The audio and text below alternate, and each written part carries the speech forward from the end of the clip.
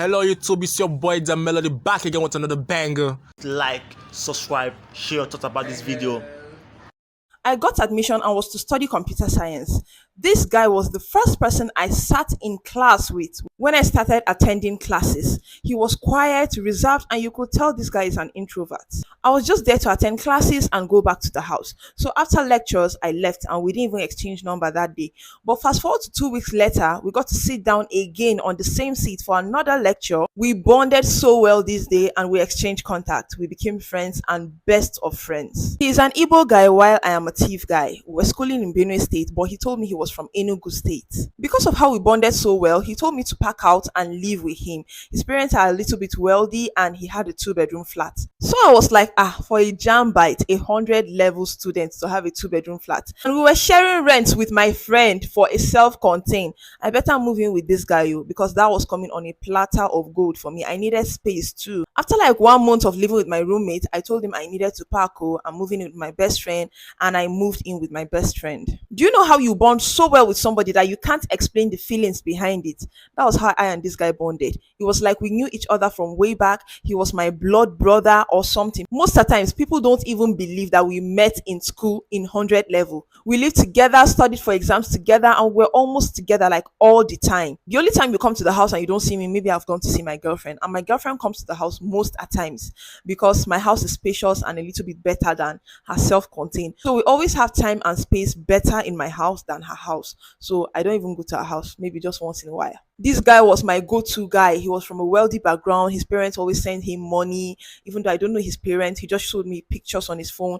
And there was this girl he always calls through his phone. And he told me she's his sister. I talk to her most of the times through his phone.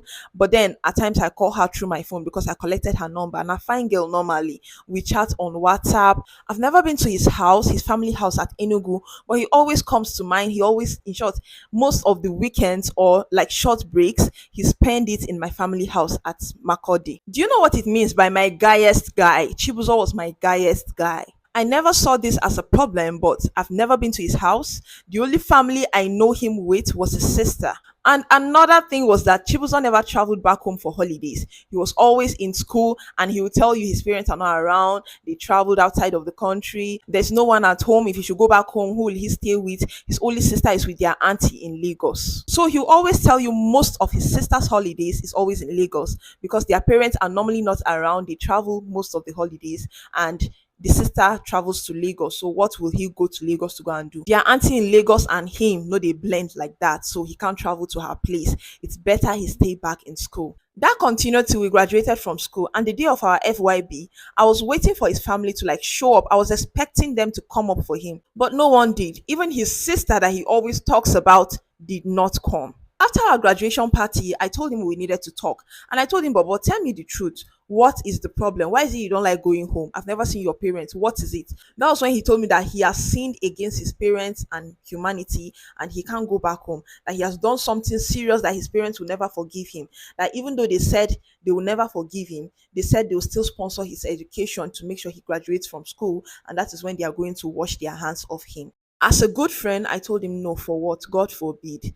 Shena Enugu here. We'll go enter motor, we'll go that Enugu. Because after graduation, I went back to my family's house. He used to come and see me there. He was still in school. He was so comfortable that you know that this guy will never go back home. Not anytime soon. It took me 3 to 4 months to convince Chibuzo so he can go to Enugu. So his parents can at least forgive him. I told him I'm going to beg on his behalf. He shouldn't worry. The day we planned to travel to Enugu, I called Chibuzo. Chibuzo was not picking. I got to his house. I knock. There was a very big padlock locking his burglary. I tried to reach Chibuzo to no avail. So I went back home. That evening, I came back to his house and I met him at home. I asked him why he behaved like that now. And sure, we don't plan, say we will travel. Why you do like this? He said that I should forgive him. So since I've told my parents that I was supposed to travel with Chibuzo that day, I just decided to sleep in his house and so we can travel the next day. I said, I must take this guy back home. I must talk to his parents. What is it that your child will do to you that you vouch never to forgive him? I said, I'll take this guy back home. I must show myself as a good friend. We slept that night and the next day we entered a car to Enugu. When we got to Enugu, we had to enter another taxi to go to his local government before his village. When we got to his village, the next thing, it was like I was sleeping and then I woke up in a very big building. There was nobody in the house. There were picture frames on the wall, and it was just I and him. I asked him what happened. He said I was walking and I slumped, probably maybe because I was tired of trekking, and some of his friends came and picked me, and that's why I am waking up in his house. My boyfriend has been feeding me worms. I met this guy early this year. He used to be the sweetest guy I know. We met in the church, and since then, I knew a love I never knew existed. This guy was so religious. He would constantly talk about God until he lost his job. It was hell for me. I couldn't even place my hair that period. It was so bad.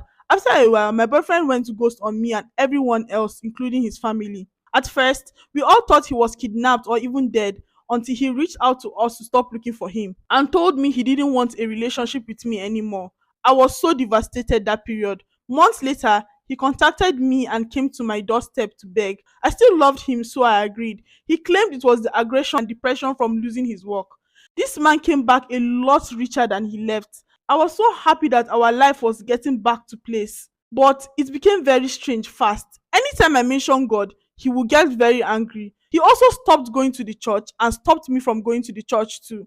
He was strange, but I felt it was just because I haven't seen him in months. My boyfriend used to be very faithful, but now he's cheating with one girl or the other. Recently, he took me to a Baba pastor that prayed for us in a river and also gave me some creams to be using. When I started using it, I used to have bad dreams, but it stopped. My boyfriend after this became a chronic cheat, and anytime I confront him, he will say he's doing it for me. Now, we went to see the Baba again, and after this whole bad thing stuff, my boyfriend asked me to excuse them. But I overheard the Baba saying he would give my boyfriend worms to feed me, and my boyfriend agreed.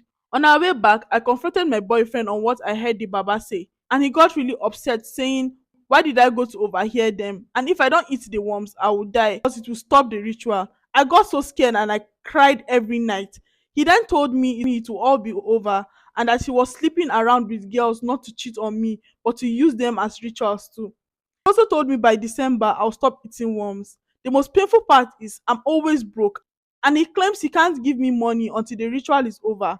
I have gotten so fat, I look very obese. People think I'm enjoying, but it's the worms. After I eat the worms, I don't poo for a week until we meet the Baba who will bring the poo out and put it in a jar until it become worms and then make me eat them again. So it is a cycle over a cycle over a cycle. My problem now is that we are in December and I've been asking my man and he's not saying anything. He has been out there partying while I'm here oozing in smell and swelling up.